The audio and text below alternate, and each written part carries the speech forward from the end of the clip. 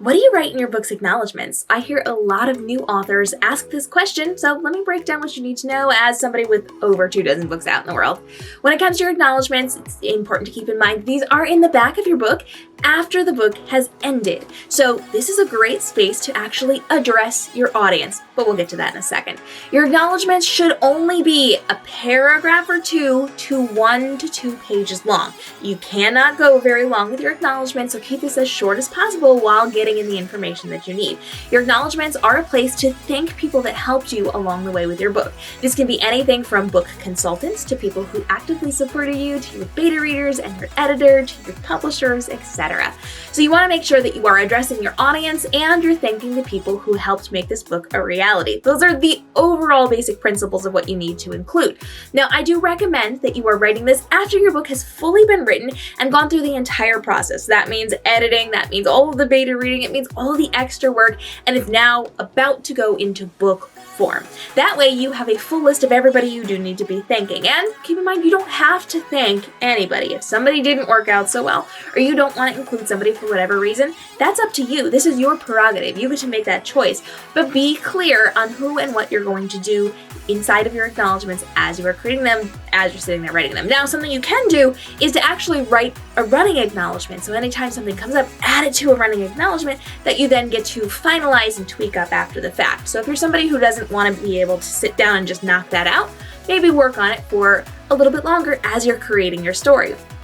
Now, with my acknowledgements, I typically address my readers first because people are going to stick around if you're speaking to them. If you're just dropping your thank yous, most people are going to close the book and move on. So I always want to have a letter to my readers.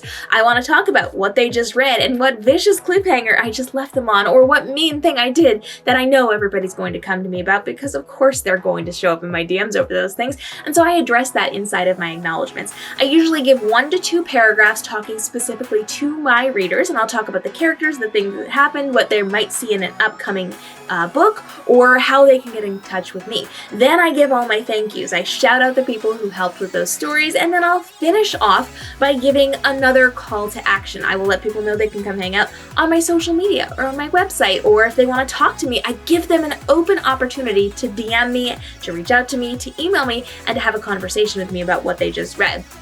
So I like starting off by talking to my audience, then I'll give those shout outs, then I'll talk to my audience one more time and give them the action step to take in order to contact me or to read more of my books. Acknowledgements are a really great space to give a love letter to your readers, and this is very different than your dedication that is very small, very short, and does not go into depth. This is after they've read the story, so they already know what they're getting themselves into or what they got themselves into, so you can have a conversation, an open conversation with spoilers about what they just read, because this is after the fact. So keep all that in mind as you're planning out your acknowledgements inside of your book. And remember, we're talking 1 paragraph to 1 to 2 pages long. Should not be more than 2 pages because no one's going to stick around for that.